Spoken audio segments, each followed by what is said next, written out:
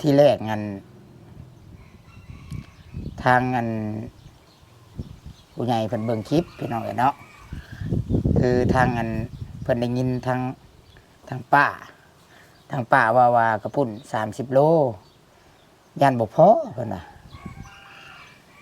ยันบ่พอไม่ทิพย์ได้นี่เนาะไม่ทิพย์ที่แรกไม่ทิพย์เราซื้อ30 โล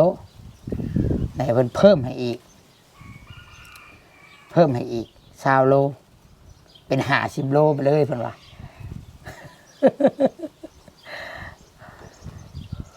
ดีใจอยู่ ดีใจอยู่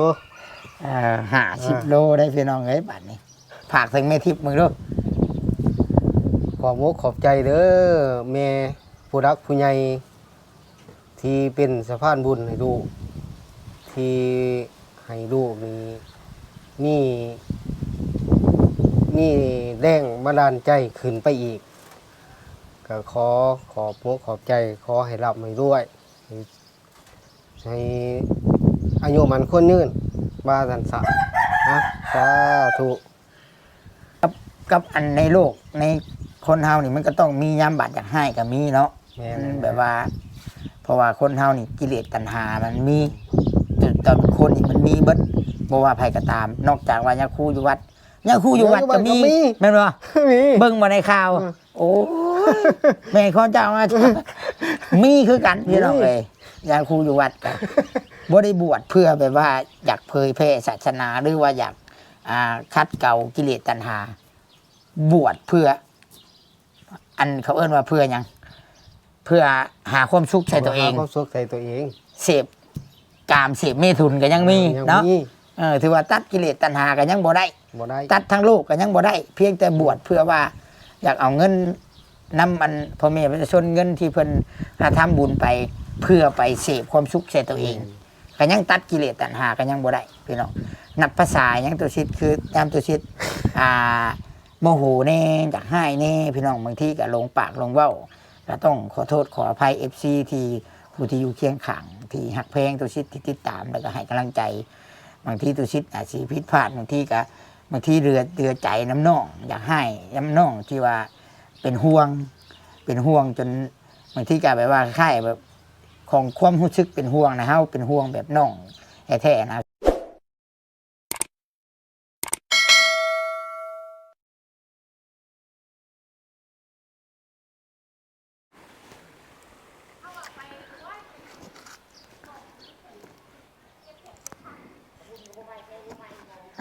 พี่น้องเลยเนาะก่อนอื่นเบิดก็ได้ขอกราบทักทายสบายดีพี่น้องสบายดีเลยก็สวัสดี FC ทุกคนทุกท่านเด้อพี่น้องเลยเด้อเนาะบอกว่าสิอยู่ฝั่งไทยฝั่งลาวแล้วก็อยู่ทางต่างประเทศพี่น้องเอ้ยพอๆกันกับตุสิทธิ์ปันสุขพี่น้องเอ้ยเนาะพี่น้องเอ้ยเด้อเนาะสบายดีช่วงตอนเที่ยงพี่น้องเอ้ยมื้อนี้พอกันตุสิทธิ์อยู่เฮือนของน้องมะนาวทุกคนเลยเนาะอยู่เฮือนของน้องมะนาวคือว่าบ่ได้ออกไปหน้าเพิ่นพี่น้องบ่ได้ออกไปเนาะถือว่ามาหาเพิ่นอยู่เฮือนมื้อนี้เนาะถึงผัวเพิ่นแน่เนาะผัวเพิ่นก็อยู่เฮือนแล้วก็เมียเพิ่นก็อยู่เฮือนเนาะก็เลยบ่ได้ออกไปนะทุกคนเลยมื้อนี้ถือว่ามีข่าวดีมาบอกทุกคนเลยเนาะไปเดี๋ยวข่าวดีอีกยังแล้วทุกคนกลับไปฟังนำกันทุกคนเลยเนาะจะได้ต้องว่ากันเนาะไป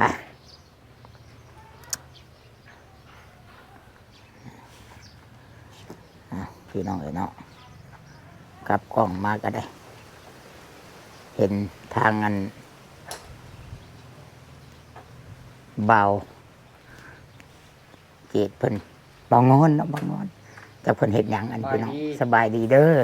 ใส่ก้อนห้องน้ำ เป็นหยังกับห้องน้ำนี่พิษกับมันบ่นี่ ชามเทือนี่อะไรกับห้องน้ำนี่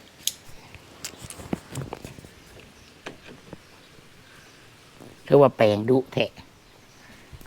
ใส่ก่อนบ่ได้ โอ้บ่มีก่อนล็อกนะบ่ ก่อนดอกแป้งใส่ก้อนมาดิ โอ้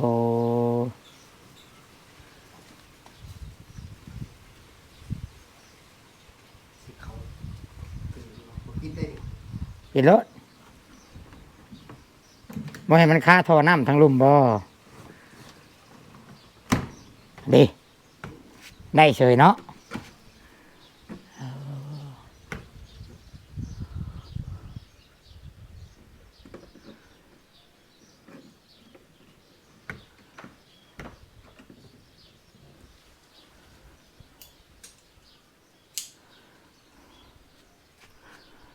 ได้บ่ บ่ได้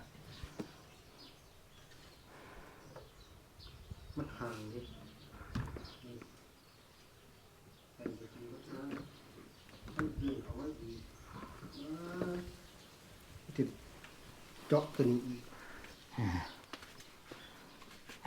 คันว่าแบบสั้นกะบ่ได้จังเฮ็ดนั่งร่วมกันก่อนเฮาบัดอัน พักก่อน พักก่อน พอดีร่วมกันแล้วจังเจ้าจังเฮ็ดไปทุกคนเดี๋ยวตุสิทธิ์สิพากันขึ้นไปนั่งเว้า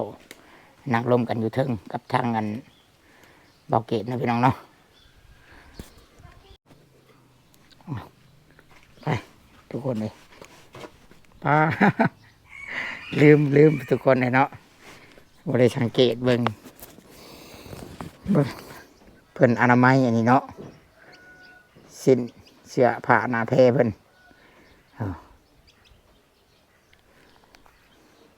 ก็ได้ทางอันลูกเคยเพิ่นได้นี่เฮ็ดปากให้นี่เนาะไปเดี๋ยวเฮาขึ้นถึงเรือนเพิ่นพี่น้องเลยเนาะเอาขออนุญาตบาดคำขึ้นถึงเรือนถึงชานเพิ่น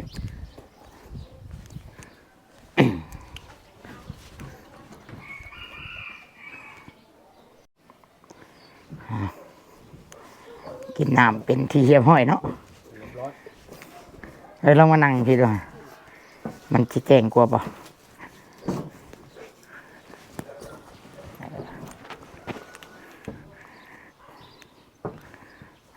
พี่น้อยเนาะมันจังโบได้ตอบแซงมันจังโบสะท้อนแซงอะนะ ท่านนี้จะต้องใช้เนาะ เห็นว่าชั้นว่าสิเขาว่าแสงมันสีช่องเขามันในนี่เด้คือเนาะ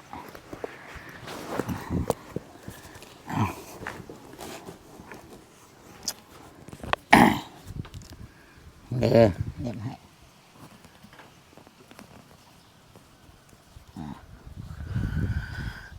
จากเมียเพิ่นไปใส่เนาะพี่น้องเอ้ยบ่เห็นเพื่อน ไปเลาะเว้าคนกับแม่ โอ้ ไปกับแม่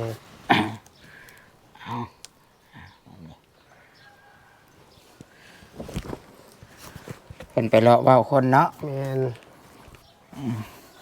หรือว่าไปนาอันนาไม่เท่าไปช่างเด็กอันที่ว่าเพิ่นไปเยี่ยมเด้เนาะ แม่นไปฮอดพุ่นละ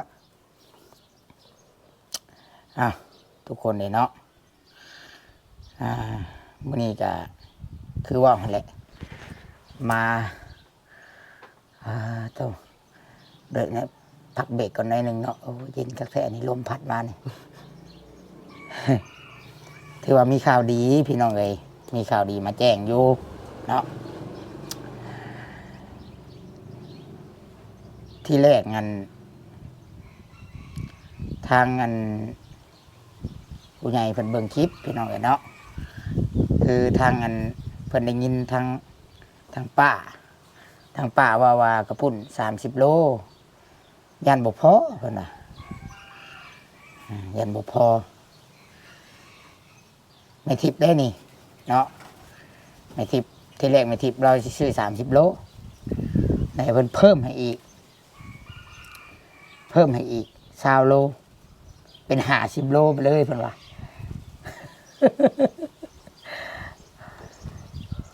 ดีใจอยู่ ดีใจอยู่ 50 โลได้พี่น้องเอ้ยบาทนี้กระปุ่นอีก50 โลบาทนี้จาก30เป็น50เนาะ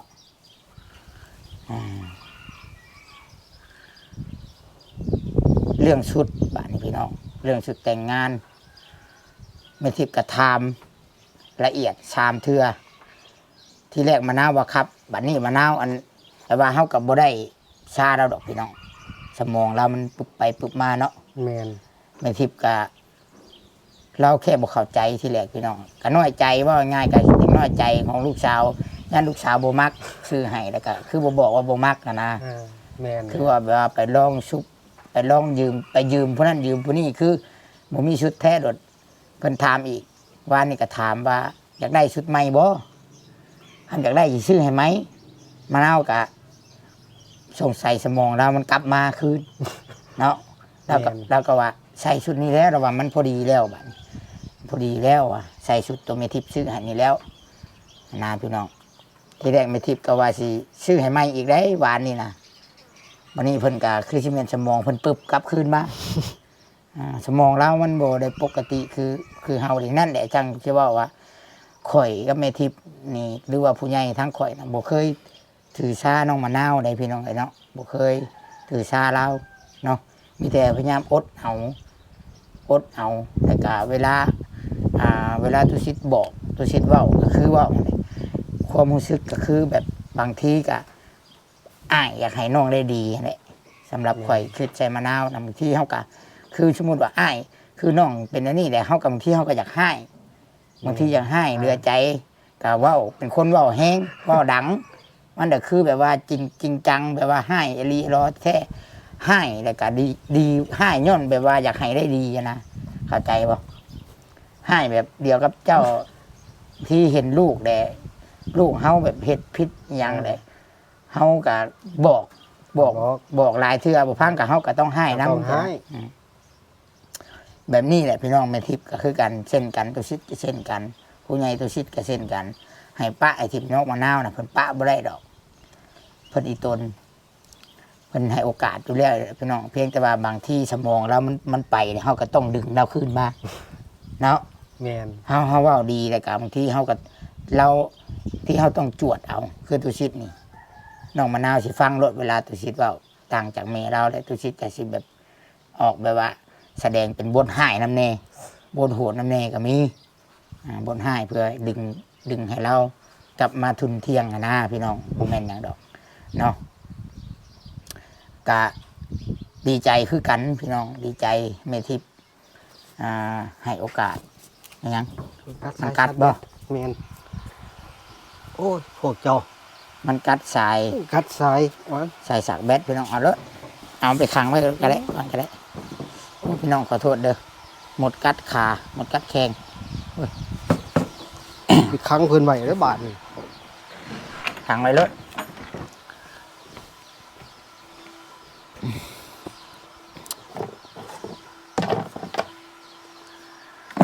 ก็ ขอบใจแม่ทิพย์เด้อเนาะขอบใจแทนน้องมะนาวหลายๆเนาะ ตอนนี้ผัวเพิ่นกำลังเอาแมวไปขังก่อนเด้อพี่น้องเด้อนะ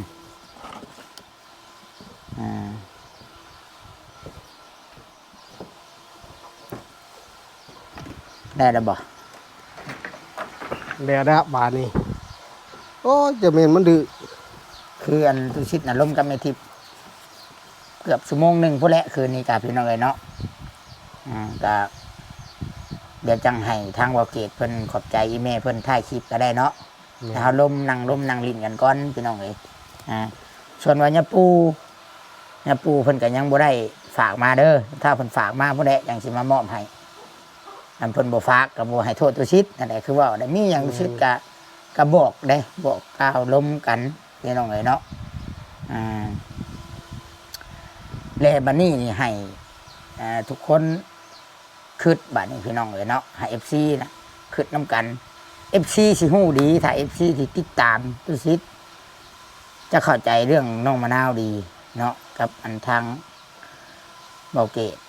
แต่กับผู้รักผู้ใหญ่จะเข้าใจดีว่ามะนาวนี่เป็นแบบใดเนาะและตุชิดยิ่งตุชิดนี่ยิ่งเข้าใจหู้อีกว่าในใส่ใจคอของมะนาวนะเป็นแนวใดตั้งแต่ตลอดที่ผ่านมาเนาะแต่ยังมีที่บางคนคือตุชิดว่าเมื่อวานนี่แหละที่ว่าว่าให้ตุชิดบ่หรือว่าว่าให้อันไม่ทิพบ่น่ะเฮาห้ามกันบ่ได้ดอกอันคนเฮาน่ะสมองคนละแบบเนาะปากคนละปากแต่ ปากคนละปาก บางที่นี่ FC เห็นเบาเกตเห็น สิ่งที่ข่อยเฮ็ดที่ผ่านมาแล้วก็หลายๆคนเห็น แต่มีบางคนเพียงแค่เห็นย้ำตุชิดแบบว่าอยากสอนน้องมะนาว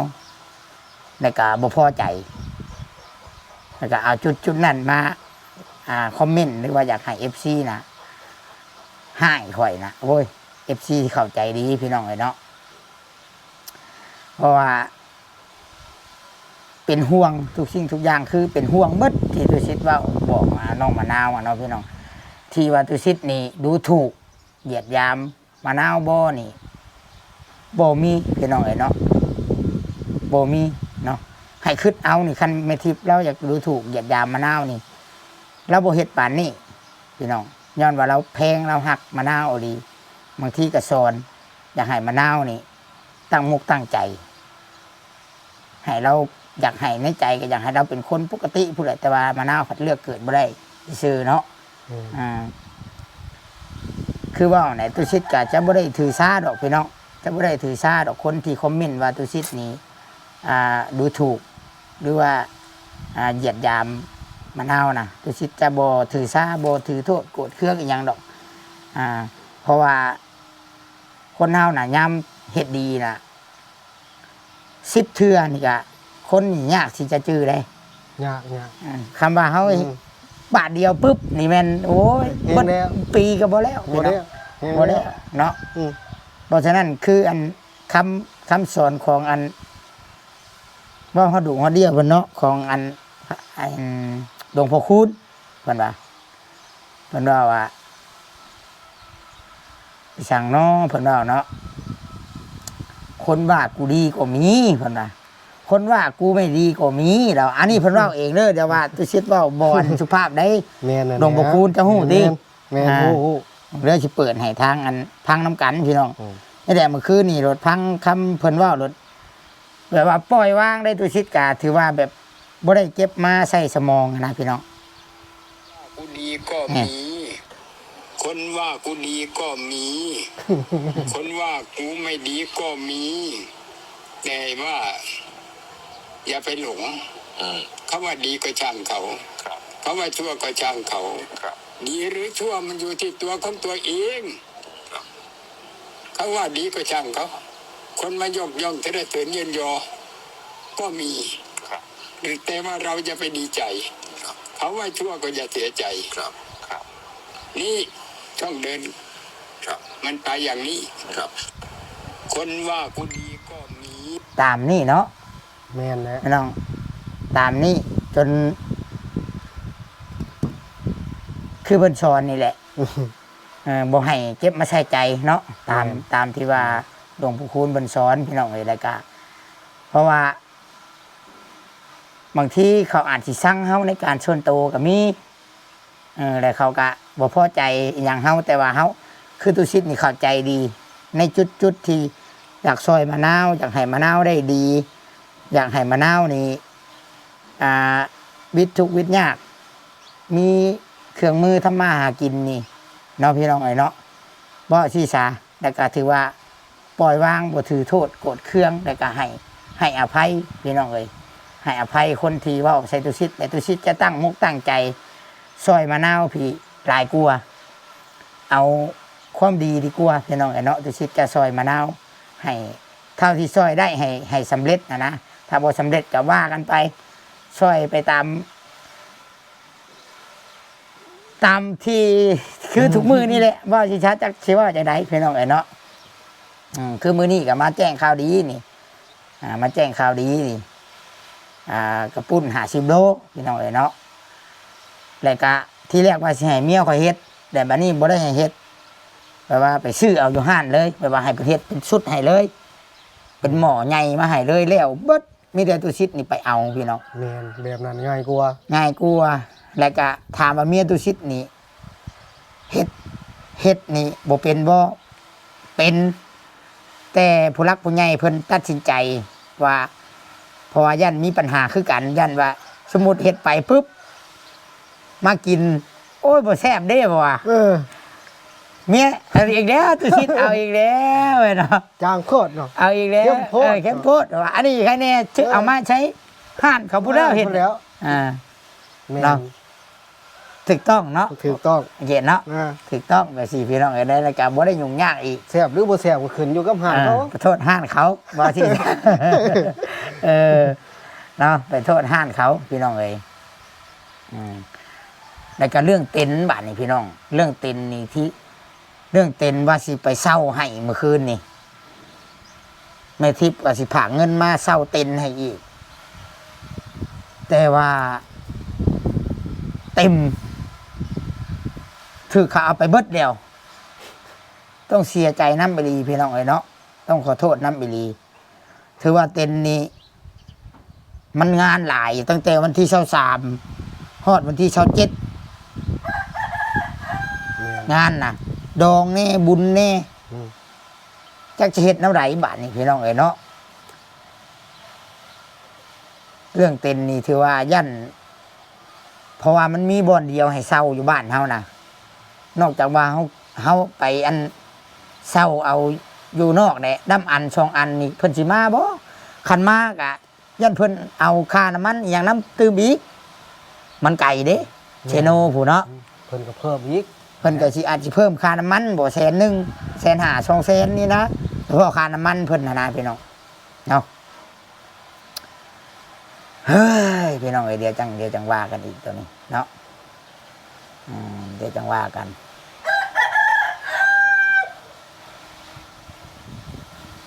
เนาะเอามีอย่างสิเว้าอีกบ่มีบ่ขอบใจด้วยขอบมีขอบฝากถึงแม่ทิพย์มึงด้วย ขอบมุกขอบใจเด้อแม่ผู้รักผู้ใหญ่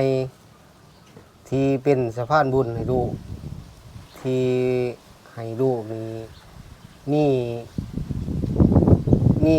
แรงบันดาลใจขึ้นไปอีกก็ขอบมุกขอบใจขอให้รับให้ด้วยให้อายุมันคนยืนบ้าสันสะนะสาธุ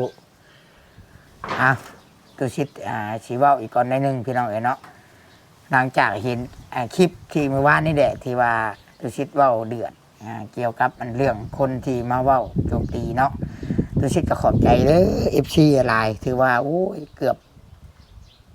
100%คอมเมนต์ที่ให้กำลังใจและบ่ให้ตุชิตนะขึ้นอีกอย่างไรพี่น้องเอ๋ยเนาะเพิ่นว่าเพราะว่าขนาดว่าพระพุทธเจ้าก็ยังมีคนที่เบ้าให้เพิ่นเนาะก็ยังมีคน ที่มีเบียดเบียนเพิ่น เบียดเพราะง่ายว่าในการที่ทำดีนี่พี่น้องต้องมีมันมาประจนแล้วว่าเบียดเบียนอยู่แล้วมันบ่อยากให้เฮาเฮ็ดความดีเด้ แม่น เนาะ แม่น มันบ่อยากให้เฮาเฮ็ดก็ง่ายคือตุชิตนี่มันก็มีโลดมานมาเบียดมาเฮ็ดใส่มาเฮ็ดให้เฮาแบบ อยากให้โมโหรักๆแบบเฮาต้องพยายามคือตุชิตจะบอกตัวเองสิพยายามให้ใจเย็นแต่ก็บ่ให้ถือซาเสียงนกเสียงกาแปลว่าให้ใจเย็นคือพระพุทธเจ้าเพิ่นสอนนั่นแหละเนาะบ่ให้แปลว่าต้องให้สิถึกเบียดเบียนถึกงั้นยุแย่จำได้เฮาก็เฮ็ดใจเย็นเพิ่นว่าเดี๋ยวมันก็สิค่อยผ่านไป เพราะว่าการทำดีนี่มันยากเนาะเฮาจะเฮ็ดดีนี่เฮ็ดชั่วนี่ง่ายขนาด ง่าย แป๊บเดียวนึงพลาดเดียวนี่เอาเจ้ามาเว้านี่โอ้ยถือว่าแบบว่าอยากว่าง่ายๆนะจังว่าแล้วบัดนี้นี่พี่น้องเอ้ยเนาะขนาดว่ากับอันในโลกในคนเฮานี่มันก็ต้องมียามบาดอยากให้ก็มีเนาะ แม่น แบบว่า เพราะว่าคนเฮานี่กิเลสตัณหามันมีแต่คนนี่มันมีเบิดบ่ว่าไผก็ตาม นอกจากว่ายาคูอยู่วัดยาคูอยู่วัดก็มีแม่นบ่ มี เบิ่งมาในข่าว โอ้ยแม่ข้อเจ้ามามีคือกันพี่น้องเอ้ยยาคูอยู่วัดกัน บ่ได้บวชเพื่อแบบว่าอยากเผยแพร่ศาสนาหรือว่าอยากคัดเก่ากิเลสตัณหาบวชเพื่ออันเขาเอิ้นว่าเพื่อหยังเพื่อหาความสุขใส่ตัวเอง หาความสุขใส่ตัวเอง เสพกามเสพเมถุนก็ยังมีเนาะถือว่าตัดกิเลสตัณหาก็ยังบ่ได้ตัดทั้งโลกก็ยังบ่ได้ เพียงแต่บวชเพื่อว่าอยากเอาเงินนำมันพ่อแม่ประชาชนเงินที่เพิ่นทำบุญไปเพื่อไปเสพความสุขใส่ตัวเองก็ยังตัดกิเลสตัณหาก็ยังบ่ได้พี่น้องนับภาษายังตัวชิดคือยามตัวชิดโมโหแน่อยากให้แน่พี่น้องบางทีก็ลงปากลงเว้าก็ต้องขอโทษขออภัย FC ที่ผู้ที่อยู่เคียงข้างที่หักเพลงตัวชิดที่ติดตามแล้วก็ให้กำลังใจบางทีตัวชิดอาจสิผิดพลาดบางทีเรือใจน้ำน้องอยากให้น้ำน้องที่ว่าเป็นห่วงจนบางทีก็แบบว่าค่ายแบบของความรู้สึกเป็นห่วงนะเฮาเป็นห่วงแบบน้องแท้ๆนะคือบางทีห่วยขันน้องอดีตพ่อตีผู้นี้เอาไม่เสฮีดก้นผู้นี้พี่น้องเลยเนาะเพราะว่ายังพอเขาจะให้น้องเขาเป็นคนดีเป็นคนดุคนมันเป็นคนแบบว่าอยู่กับน้องกับร้อย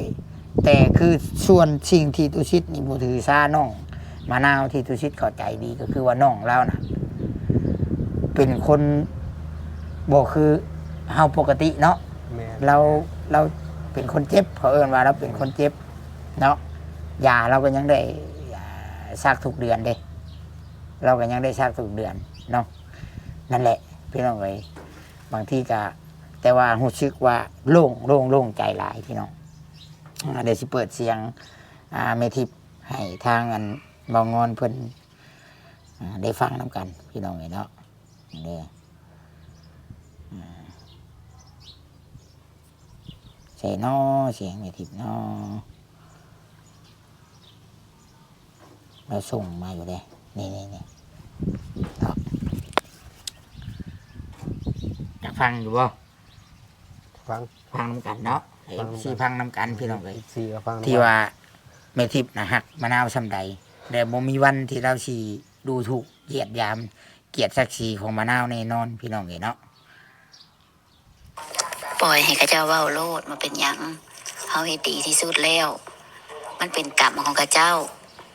กรรมปากของไผของมันเฮาเฮ็ดดีที่สุดละไผยังว่าหยังก็ว่าแม่ทิพย์น่ะซอยสุดๆบ่มีหม่องซอยยังสิว่ามาว่าให้ข้าเจ้าบ่เป็นหยังเฮาเฮ็ดดีที่สุดแล้วบ่ซาข้าเจ้าดอกอโหสิกรรมให้ข้าเจ้า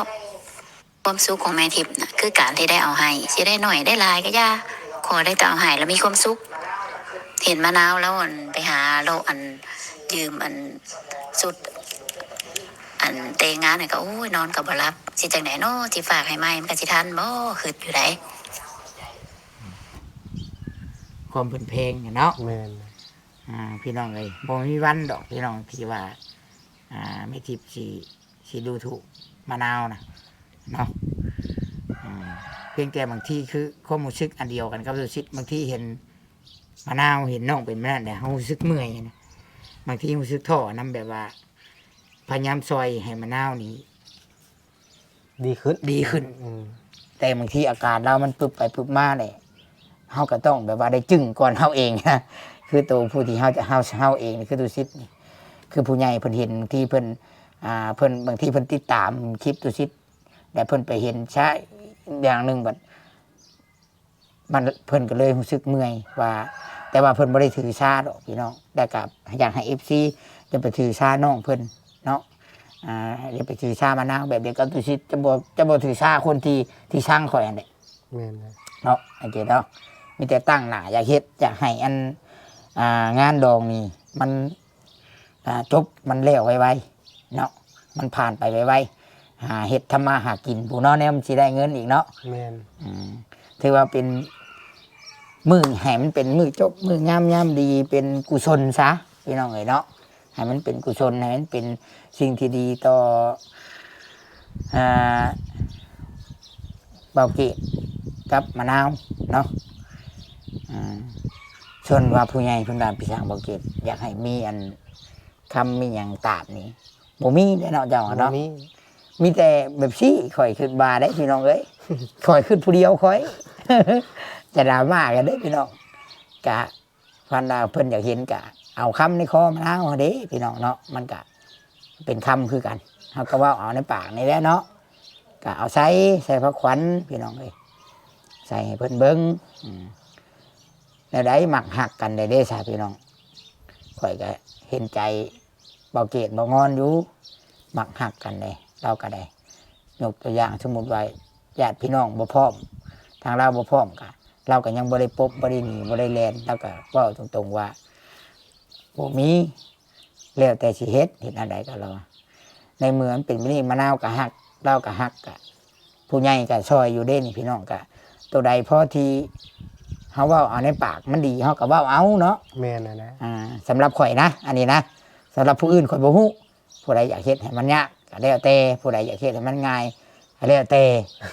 หั่นแหละข่อยจังสำหรับเรื่องนี้ข่อยจังขอมอบให้ทางคือเจ้าข่อยก็มอบให้ผู้ใหญ่ทางมะนาวซะ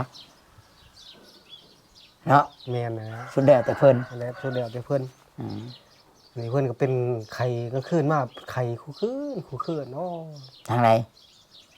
มะนาวบ่ แม่น ปูไข่นี่ไรไปมื้อนี้ก็ไปอีกแล้วมื้อนี้ก็ มื้อแรกนี้ก็นักอีกมื้อแรก ไปอีกเลยมื้อนี้ก็ไปข่อยบอกว่าคือบ่ให้อยู่ให้แต่แม่ไปผู้เดียวเพิ่นจะไปนำบ่คือบ่ให้แม่ไปผู้เดียวข่อยว่าเพิ่นน่ะคือบ่พักผ่อนแน่ อันนี้ข่อยก็บ่ฮู้คือกันว่าเพิ่นอยากไปนำบ่หรือว่าแม่ ชวนไป ชวนไปอันนี้ข่อยก็บ่ฮู้เพราะว่าข่อย อืม เมียนฟื้นอยู่ตารางมีแต่ว่าเพิ่นบอกข่อยว่า อยู่เฮือนเด้อเฮ้ยมื้อนี้ อืม อยู่เฮือนก่อนเพราะว่าเสื้อผ้าต่างมื้อนี้ญาติเขาเอาไป อืม ตอนนี้ข่อยก็ว่าอยู่ก็อยู่ กับอันนั้นพี่น้องกับอันฝากอีกเรื่องหนึงพี่น้องเอ้ยเนาะฝากอีกเรื่องหนึงก่อนจะจบคลิป อันนี้เรื่องส่วนโตวพี่น้องเอ้ยเนาะแต่ว่าตุชิตจะปล่อยวางแล้วล่ะ อันนี้ลงผู้ใหญ่ทางตุชิตฝากมาพ่อฮักแม่ฮักแล้วก็ตุชิตเนี่ยพี่น้องเอ้ยเนาะผู้ที่คอมเมนต์นะเนาะถ้าเป็นห่วงมะนาวหักมะนาวแท้ตามที่คอมเมนต์เนาะถ้าคิดว่าข่อยกับผู้รักผู้ใหญ่ทางข่อยเนาะทางบ่เกตเนาะ แม่นแล้ว ซอยยังบ่เต็มที่หรือว่ายังเฮ็ดบ่ดีถ้าอยากให้ชุมข่อยกับผู้ใหญ่ข่อยนี้ ออกจากจุดนี้แลเจ้าสิมาซอยมะนาวแทนถึงชื่อรถไถถึงเฮ็ดเฮือนเฮ็ดอีหยังต่างๆมาหยังให้นี่ข่อยยินดีเลยพี่น้องเอ้ยเนาะข่อยจะมายุ่งเกี่ยวก็ได้อีก สาธุนำ สาธุน้ำอีกยอมือใส่หัวเลยยอมือใส่หัวเลยพี่น้องเลยเนาะสาธุน้ำอีหลีได้บ่ได้ให้บ่ได้เกี่ยวบ่ได้พิษกันได้บ่ได้ว่าพิษกันได้ แม่น แต่ว่าคันว่าผู้เกี่ยวผู้ที่บ่พอมุกพอใจหรือว่ายังช่างตัวชิดนั้นถ้าว่า บ่คักบ่ถูกใจเจ้านี่บ่ให้เกียรติมะนาวและเจ้าบ่ต้องมาใกล้มะนาวข่อยสิช่วยเอง ทุกอย่างข่อยรับผิดชอบเอง ยินดีเลย เอาเลย ข่อยสินั่งตบมืออยู่เฮือนข่อยสิเบิ่งคลิปข่อยสิเชียร์แบบมวยนี่ได้ยังจะให้ไว้ปีนี้สิฮอดเดือน6นี่จะต้องเฮ็ดหน้านี่เนาะซอยนี่เนาะอยากให้ฝากเงินมาชื่อรถไถให้มะนาวนี่เนาะนี่แหละสำคัญเลยเป็นหลักเลยแหละการเฮ็ดหน้านี่เพราะว่าเกือบ100ชอบข่อยว่าคันว่าไถเอาหน้ามะนาวนี่ ได้คันข่อยเฮ็ด เนาะบ่ยากว่าไหม บ่ยาก บ่ยากอะดีตัวนี้ แต่ว่าคันเอาข้วยไทยคือแต่ก่อนยากแน่แล้ว เนาะอันนี้ฝากเลยพี่น้อง เอารถไทยนี่บ่ยาก เ ผู้เพิ่นเนี่ยข่อยไทยมือเดียวสอบแล้วไทยหุดเนาะ เอาทุกคนคิดว่าตัวชิดว่านี่ถือบ่หรือพิษเนาะพี่น้องเนาะถ้าว่าพิษจะห่วยจักความสิว่าพี่น้องเนาะมีแต่คือที่เว้าที่ผ่านมาเนี่ยคือเคยเว้ากับเบาเกตกับมะนาวคือเฮามักพังเพลงใดเฮามักเบิ่งหนังเรื่องใดเฮาเบิ่งตัวนั้นเนาะ แม่นแล้ว พังตัวนั้น อ่า คือข่อยนี่ข่อยมักซอยน้องซอยมะนาวนี่ข่อยก็มักซอยเวลาข่อยซอยแล้วแหละข่อยมีความสุขบางทีข่อยซอยแล้วเห็นน้องเฮ็ดพิษเห็นน้อง ไปบ่สร้างย่างบ่งามบางทีก็ต้องได้ให้เอา ให้เอาเนี่ย อ่า แต่ข่อยก็ยังให้คือกัน ข่อยให้บ่แม่นว่าข่อย บ่ทัน ให้ ได้ให้ดอกเดี๋ยวบ่ทันได้ให้เพิ่นจักเทื่อดอก มีแต่อันเว้าอันมีแต่อันให้อันว่ามือบ่ให้ไปนำเด้ แต่ว่าในการที่ให้นะพี่น้องบางคนฟังได้อาจสิคิดว่าข่อยนี่ให้แหละเว้าได้สั่งมะนาวเนาะคือตัวสิว่าถ้าผู้ใดมีหู มีตา มีสมองให้คิดคักๆในคำที่ดูสิคบกับมะนาวตั้งแต่ซอยเริ่มต้นนี่ว่าข่อยสั่งหรือว่าข่อยนี่เหยียดหยามเราบอพี่น้องเนาะให้เข้าใจนํกันเนาะผัวเราสิเข้าใจดี แม่เราก็สิเข้าใจดี ในเรื่องนี้ตอนนี้เป้าหมายข่อย อยากให้ทุกอย่างมันลงล็อกลงโตอยากให้งานดีจบไวๆให้กับเบิ้งสถานการณ์ว่ามะนาวกับเบางอนเบาเกณฑ์วางเพลนกันจะได้ต่อเนาะเรื่องนี้สิเป็นยังไงต่อพุ่นรุ่นต่อพุ่นอันนี้ให้มันจบไวๆเนาะ แม่น มืองามดีใช่ยังเดืออีกจังมือนี่ วันมื้อนี้จะค้ำมื้อนี้3บ่ ที่25มื้อนี้มันที่18เด้อพี่น้องได้เป็นอย่างเด้อ วันที่25มื้อนี้วันที่18 19 20 21 22 1 2 3 7 มื้อ 4 5 6 7 มื้อเนาะเดี๋ยววันพุธหน้าได้นี่บ่ได้หึงได้นี่ แม่น นี่น่ะพี่น้องปฏิทินนี่วันพุธมื้อนี้แหละที่จะมามื้อนี้ถึงมื้อนี้แหละนี่ถึงวันพุธ ถึงวั นี่ นพุธแต่ว่ามื้อนี้ก็วันพุธ วันพุธยังเหลืออาทิตย์หนึง อืม พี่น้องเอ้ยเนาะยังเหลืออาทิตย์หนึงเอาวันนี้สุดท้ายนี้ตุสิตกะจะได้ขอตัวจบคลิปเด้อพี่น้องเด้อเนาะกับทางอันเบาเกตพี่น้องเอ้ยคือว่าแหละคันว่าพระอาจารย์เพิ่นฝากมาเดี๋ยวข่อยจังสิเอามามอบให้ถ้าเพิ่นบ่ฝากกะเพิ่นเงียบไปเลยกะ บ่เป็นหยัง บ่เป็นหยังได้แต่บุญเฮาได้แต่บุญของมะนาวกับหมงอน แม่น หรือว่ามีผู้ใหญ่ผู้ใดเพิ่นฝากมาข่อยก็สิเอามามอบให้พี่น้องเอ้ยเนาะเป็นกำลังใจให้น้องมะนาวกับเบาเกตคือเก่าและนี่แหละพี่น้องชีวิตของคนเฮาเกิดมาในโลกมนุษย์ มันบ่มีหยังสิราบรื่นดอกบ่ว่าคนรวยบ่ว่าคนจนบ่ว่ามีเงินบ่มีเงิน ทุกอย่างมีอุปสรรคเบิดเนาะ มีเบิด มีเบิดนั่นก็ให้กำลังใจกันข่อยก็ให้กำลังใจเราคือเก่าบางทีเราผิดพลาดตัวใดข่อยก็แนะนำข่อยก็บอกคือว่าบอกเพื่ออยากให้ได้ดี อยากให้ผู้รักผู้ใหญ่เพิ่นหักเพิ่นแพงเนาะ นี่แหละ ทุกสิ่งทุกอย่างประมาณนี้แหละพี่น้องมะนาวก็เช่นกันเนาะตุชิตกะขอบคุญขอบคุณเด้อเนาะผู้รักผู้ใหญ่FC ทุกท่านที่คอยติดตามรับชมแล้วก็เป็นกำลังใจให้ตุชิตกะจะทำความดีต่อไปซอยน้องมะนาวต่อไปพี่น้องไอ้เนาะบ่ได้ปะได้ถิ่มดอก แต่ก็เบิ่งจนกว่าจะเบิดบุญต่อกันพี่น้องไอ้เนาะเฮาก็บ่ฮู้อนาคตสิเป็นอะไรแต่ปัจจุบันนี้ก็บ่เครียดบ่ช่างมะนาวแต่กับครอบครัวเราได้พี่น้องเนาะก็ยังอีตนคือเก่าอยากซอยคือเก่าเนาะขอให้ FC ทุกคนทุกท่านเป็นกำลังใจให้แล้วก็ขอให้ FC อยู่ดีมีแห้งสุขภาพแข็งแรงพี่น้องสบายดี บายดี